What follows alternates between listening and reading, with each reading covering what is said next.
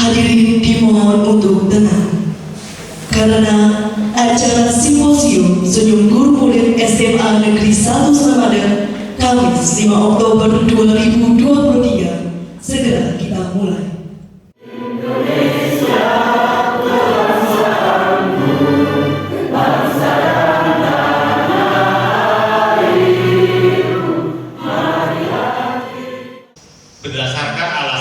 Berdasarkan pertimbangan, kita mencoba di sekolah kita tercinta terjadi inovasi pembelajaran.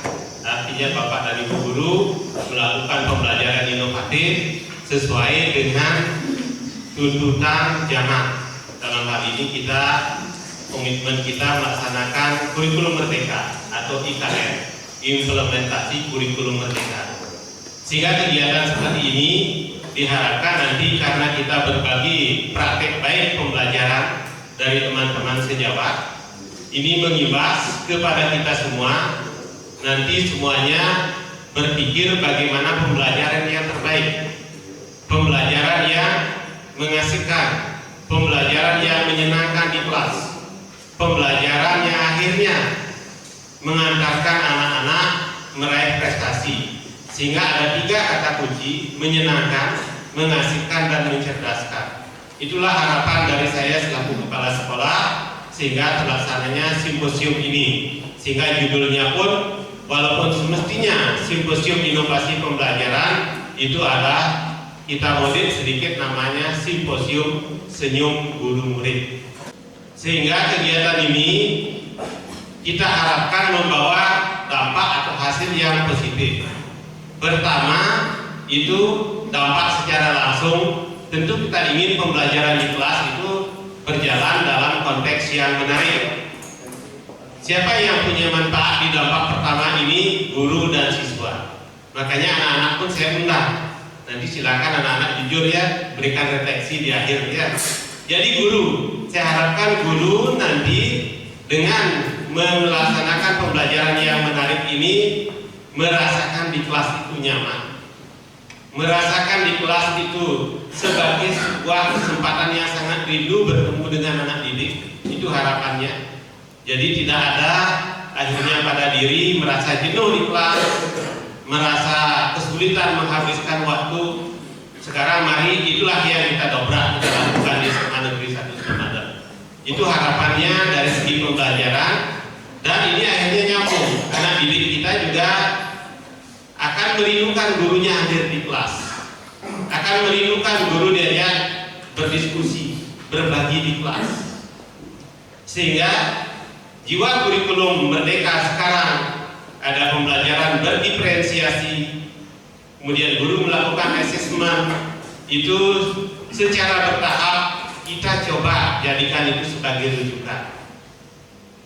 Harapan berikutnya dengan simposium ini adalah Bapak dan Ibu kita ajak nanti lebih banyak menjelajahi, memanfaatkan program dari Kementerian Pendidikan, Kebudayaan, Riset, dan Teknologi yang disebut dengan di sana ada platform Merdeka Mengajar.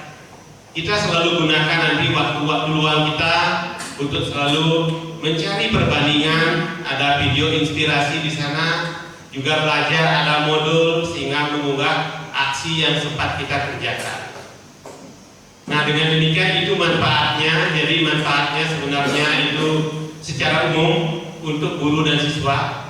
Berikutnya manfaat yang kedua saya katakan tadi, meningkatkan kompetensi guru dengan lebih banyak melakukan literasi, terutama misalkan mengakses platform Merdeka Mengajar dan sumber-sumber yang lainnya. Selamat pagi Bapak Ibu semuanya.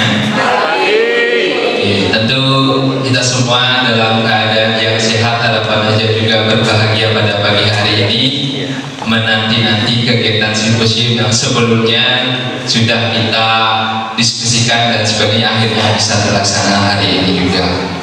Nah, seperti tadi disampaikan oleh Bapak Kepala Sekolah juga, harapannya adalah kegiatan ini nanti bisa menyenangkan, mengasihkan, dan juga mencerdaskan begitu.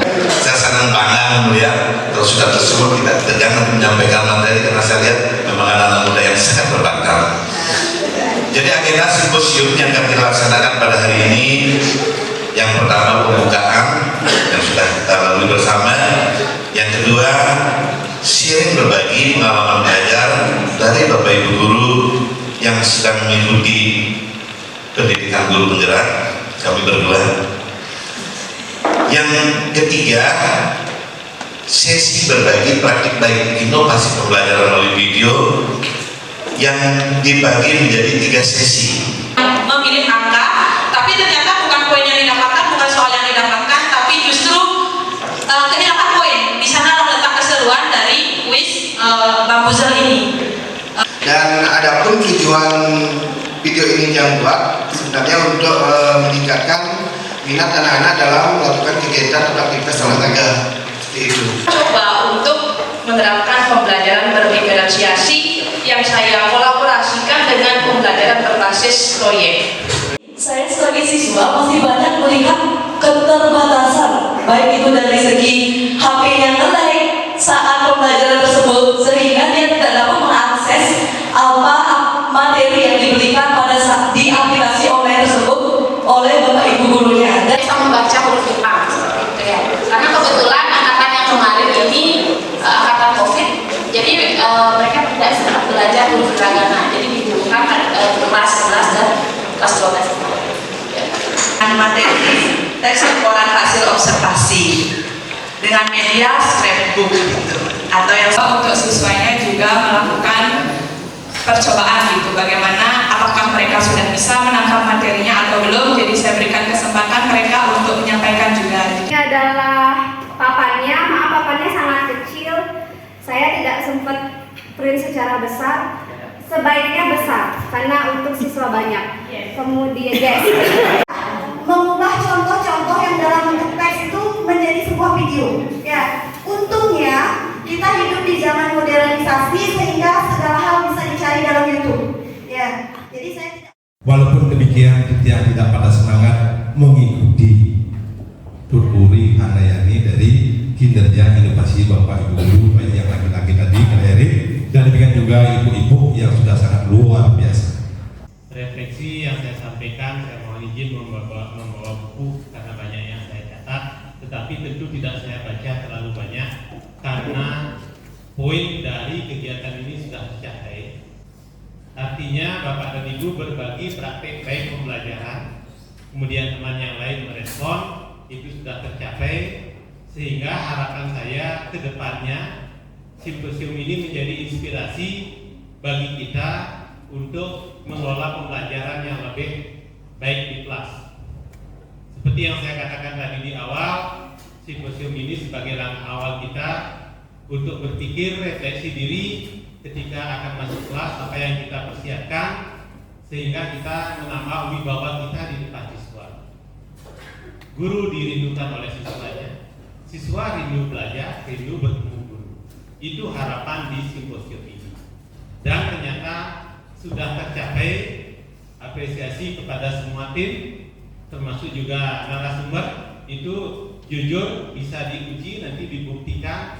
Saya tidak pernah menugaskan Bapak dan Ibu itu secara tugas khusus untuk tampil, tetapi beliau atau teman-teman saya yang 9 orang ini daftar sendiri-sendiri, sehingga akhirnya apa yang kita rancang ini menjadi sebuah langkah optimis di masa yang akan datang. Nah, ini hal-hal yang positif yang saya temukan dalam simposium ini. Nah, demikian Bapak dan Ibu, kita sepakat ini sudah bisa menghasilkan nanti senyum guru murid di kelas di kemudian hari. Bisa? Siap dilanjutkan? Ya. Terima kasih. Sekian refleksi yang saya sampaikan.